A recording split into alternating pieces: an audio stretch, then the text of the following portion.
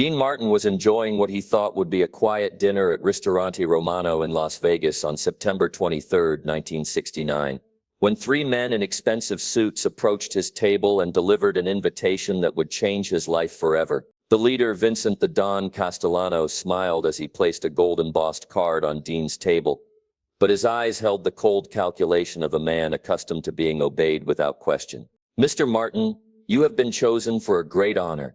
Tomorrow night, you will become a made man in the Castellano family." It wasn't a request. It was a command from the most powerful crime organization on the West Coast, and Dean Martin's refusal would trigger the bloodiest gang war in Las Vegas history. The summons. The invitation came at the worst possible time. Dean was at the height of his career success, selling out shows at the Sands Hotel and enjoying unprecedented popularity with both critics and audiences. His television variety show was dominating ratings, his records were topping charts, and Hollywood directors were competing to cast him in major films. But Dean's success had attracted dangerous attention. Vincent Castellano ran the most sophisticated criminal enterprise in Nevada, controlling everything from illegal gambling operations to labor unions, construction contracts, and entertainment industry investments. His organization generated over $50 million annually through a combination of legitimate businesses and criminal activities. And Castellano believed that Dean Martin would be the perfect addition to his criminal empire. "Mr. Martin," Castellano continued as his two associates flanked Dean's table, "your influence in the entertainment industry, your connections with wealthy celebrities, and your access to major business opportunities would be valuable to our organization." Dean set down his wine glass and studied the three men carefully. He had grown up around organized crime in Steubenville, Ohio, where his father had worked for illegal gambling operations. Dean knew exactly what Castellano was offering and exactly what would be expected in return. "Mr. Castellano, I appreciate the offer, but I'm not interested in joining any organizations beyond my professional commitments." Castellano's smile didn't waver, but his voice took on a harder edge. "Mr. Martin, I don't think you understand. This isn't an offer that can be refused. Tomorrow night at the ceremony, you will take the oath of loyalty to our family. You will become one of us, permanently." Dean felt his blood pressure rising, but maintained his famous cool demeanor. "Mr. Castellano, let me be very clear about something. I don't take oaths to anyone except my country and my family. I'm not joining your organization tomorrow or ever." The temperature at the table seemed to drop 10 degrees. Castellano's associates moved closer, their hands moving subtly toward their jacket pockets. "Mr. Martin, you seem to be under the impression that you have a choice in this matter. Let me clarify the situation for you." Castellano leaned forward, his voice dropping to a whisper that carried more menace than any shout. "Your career, your family's safety, your very life depend on your cooperation with our organization. We have invested time and resources in identifying you as a valuable asset. That investment will be protected." Dean Martin looked directly into the eyes of one of the most dangerous criminals in America and delivered the words that would start a war. "Mr. Castellano, I've spent my entire career refusing to let anyone tell me what to do or who to work for. I'm not going to start now, especially not for a two-bit gangster who thinks he can threaten me in my own city." The silence that followed was deafening. Castellano's face turned purple with rage. His associates reached for their weapons, but Castellano stopped them with a subtle hand gesture. "Mr. Martin, you have just made the biggest mistake of your life. No one refuses the Castellano family. No one."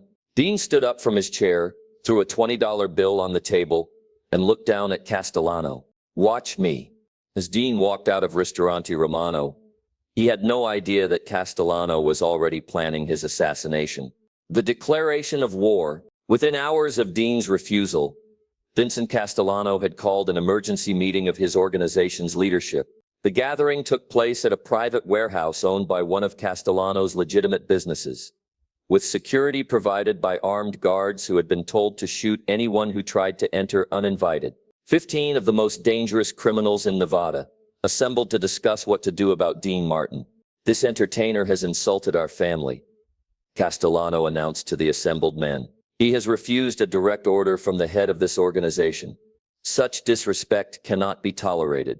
Anthony Tony the Knife Rodriguez, Castellano's chief enforcer, spoke first. Don, just give me the word, and I'll handle this problem quietly. One bullet, no witnesses, case closed. But Castellano had a different plan in mind. Tony, killing Dean Martin would create too much attention from law enforcement and federal authorities. We need to be smarter about this. Castellano walked to a blackboard and began outlining his strategy. We're going to systematically destroy Dean Martin's life until he begs us to let him join our organization. First, we're going to pressure every major casino in Las Vegas to cancel his performance contracts.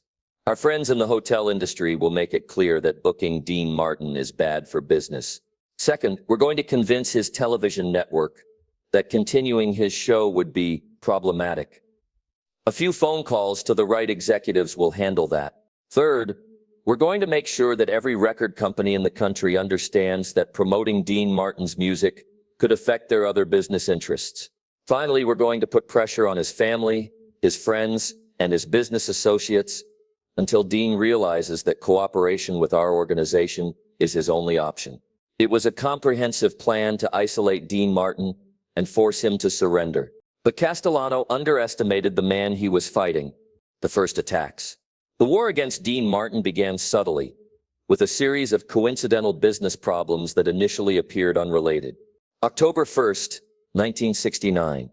The Sands Hotel informed Dean that his October performance schedule was being temporarily postponed due to scheduling conflicts. October 5th, Capitol Records announced that Dean's upcoming album release was being delayed because of production issues. October 12th, NBC executives informed Dean's representatives that his television show might be restructured for the following season. October 18th, Dean's booking agent received calls from 6 other Las Vegas hotels, all canceling or postponing previously confirmed performance dates. By November 1st, Dean had lost over $200,000 in confirmed bookings and faced the possibility of career destruction. But Dean Martin had not survived 25 years in the entertainment industry by backing down from bullies. Instead of capitulating to Castellano's pressure, Dean decided to fight back. His first move was to contact Mickey Rudin, his attorney and longtime friend. Mickey, I need you to investigate Vincent Castellano and his organization. I want to know everything about their business operations, their criminal activities, and their vulnerabilities. Dean, these are dangerous people. If they find out you're investigating them, they've already declared war on me, Mickey. I might as well fight back. Over the next 2 weeks, Mickey Rudin assembled a team of private investigators, former law enforcement officials, and financial analysts who began a comprehensive investigation of the Castellano crime family. What they discovered was far more extensive than anyone had expected. The Castellano organization controlled over 40 legitimate businesses in Nevada, including construction companies, labor unions, restaurants, and entertainment venues. They also operated illegal gambling operations, loan sharking schemes, and drug trafficking networks throughout the western United States. Most importantly, the investigators discovered that Castellano was systematically avoiding federal taxes on millions of dollars in criminal income. The evidence of tax evasion alone was sufficient to send Castellano and his top associates to federal prison for decades. Dean realized that he had found the weapons he needed to fight back. The counterattack. Dean's counterattack began on November 15, 1969, with a strategy that was both elegant and devastating. Instead of confronting Castellano directly, Dean decided to attack the crime family's business operations and legal vulnerabilities. Working with Mickey Rudin, Dean provided detailed information about Castellano's tax evasion to the Internal Revenue Service and the FBI. The evidence was so comprehensive that federal authorities immediately launched formal investigations into the organization's finances. But Dean's most effective weapon was his celebrity status and media connections. On November 20th, Dean held a press conference at the Beverly Hills Hotel, where he announced that he was taking a public stand against organized crime infiltration into the entertainment industry. Ladies and gentlemen, Dean told the assembled reporters, I want to discuss a serious threat to the freedom and integrity of American entertainment. Criminal organizations are attempting to control entertainers through intimidation, threats, and economic pressure. They want to turn artists into tools for money laundering and criminal enterprises. I'm here today to announce that I will never cooperate with organized crime, no matter what threats are made against me or my family. Dean didn't mention Castellano by name, but everyone in Las Vegas knew exactly who he was talking about. The press conference made national headlines and triggered a media frenzy about organized crime in Las Vegas. Within 48 hours, federal authorities announced expanded investigations into criminal infiltration of Nevada's gambling and entertainment industries. Castellano found himself under intense scrutiny from law enforcement agencies that had previously ignored his activities. But Dean's public challenge also escalated the conflict to a level that made violence inevitable. Vincent Castellano's response to Dean's press conference was swift and brutal. On November 25th, Dean's Beverly Hills home was firebombed at 3 a.m. The incendiary devices shattered windows and started fires in Dean's garage and garden areas, but the main house was not seriously damaged. Dean and his family escaped without injury, but the message was clear. The war had moved from economic pressure to direct violence. Dean immediately hired private security guards and installed sophisticated alarm systems at all of his properties, but Castellano wasn't finished. On December 2nd, Dean's longtime pianist and musical director Ken Lane was beaten unconscious in the parking garage of his Los Angeles apartment building. The attackers left a message. Tell Dean Martin that his friends are not safe while he continues his campaign against legitimate businessmen. On December 8th, Mickey Rudin's law office was broken into and ransacked. The burglars took nothing of value, but they destroyed files and left the office in shambles. A note was found on Mickey's desk. Some legal problems are better left alone. Dean realized that Castellano was systematically targeting everyone connected to him. The campaign of intimidation was designed to isolate Dean and convince him that continued resistance would endanger everyone he cared about. But instead of surrendering, Dean decided to end the war decisively. The final gambit. Dean's plan to destroy the Castellano organization required him to take enormous personal risks, but he was determined to end the threat to his family and friends. Working with federal authorities, Dean agreed to wear a concealed recording device and attempt to provoke Castellano into making incriminating statements. The meeting was arranged through intermediaries who convinced Castellano that Dean was ready to negotiate his surrender. On December 15, 1969, Dean Martin walked into the same private dining room at Ristorante Romano, where the conflict had begun 3 months earlier. Vincent Castellano was waiting, accompanied by the same 2 associates who had delivered the original ultimatum. "Mr. Martin," Castellano said with cold satisfaction, "I'm pleased that you finally come to your senses. The recent incidents have helped you understand the reality of your situation." Dean sat down across from Castellano, the recording device hidden beneath his shirt capturing every word. "Mr. Castellano, let's discuss terms." "The terms are simple," Castellano replied. "You will formally join our organization through the traditional initiation ceremony. You will provide us with information about your wealthy friends and business associates.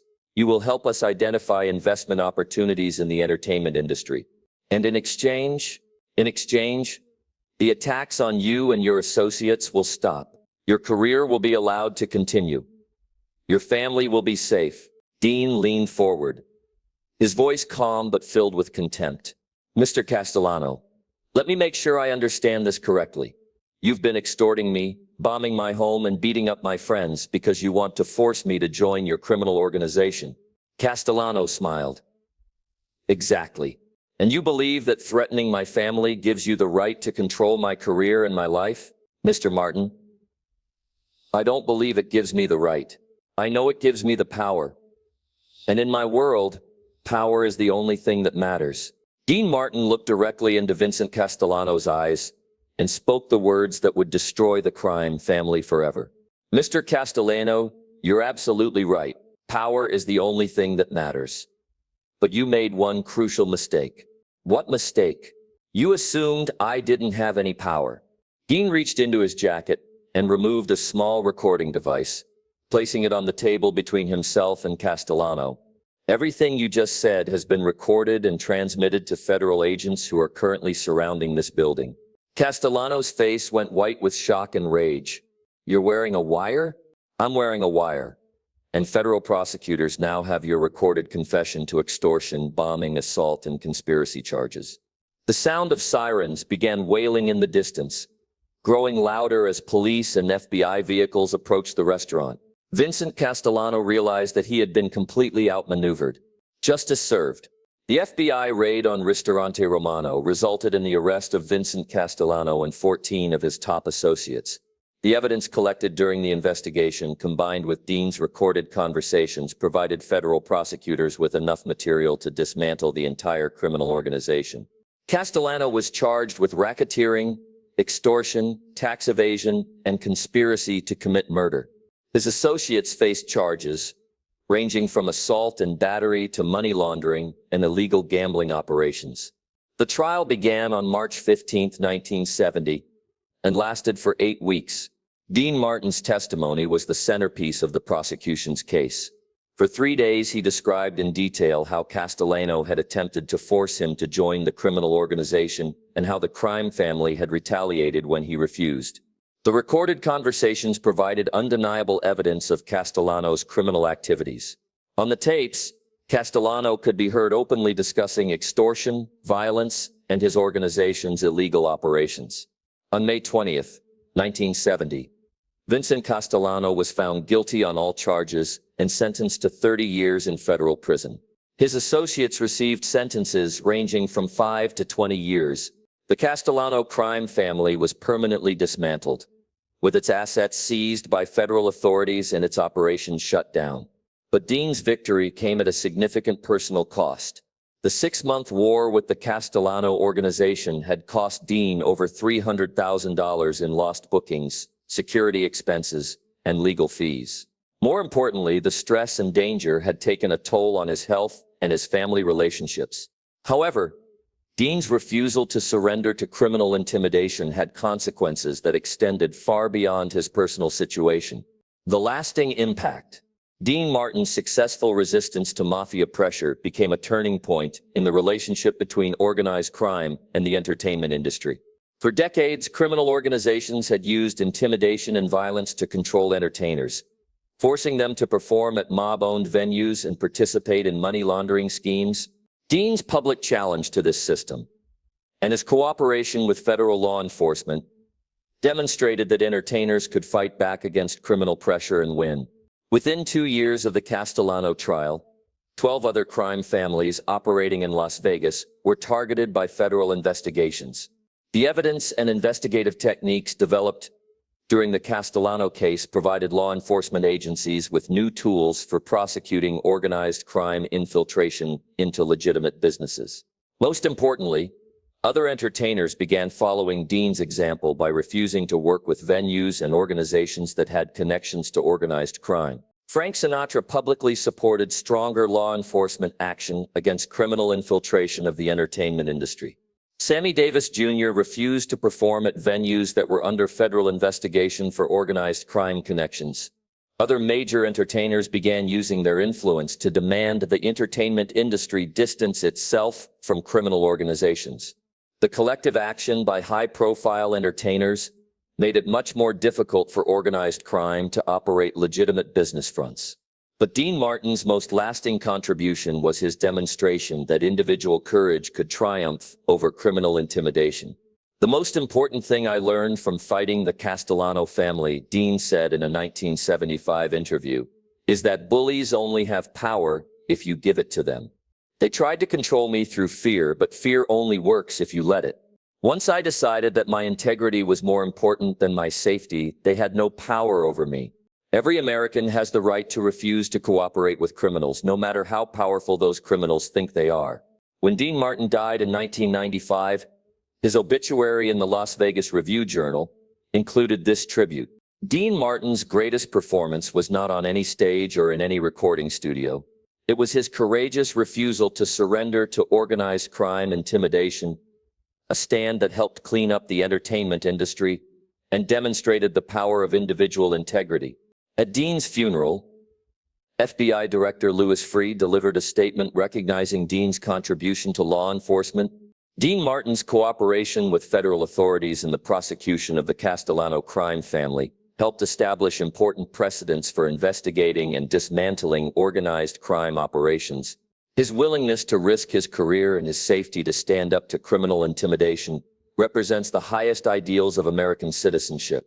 The war that began when Dean Martin refused to join the Mafia had ended with the complete victory of individual integrity over criminal power.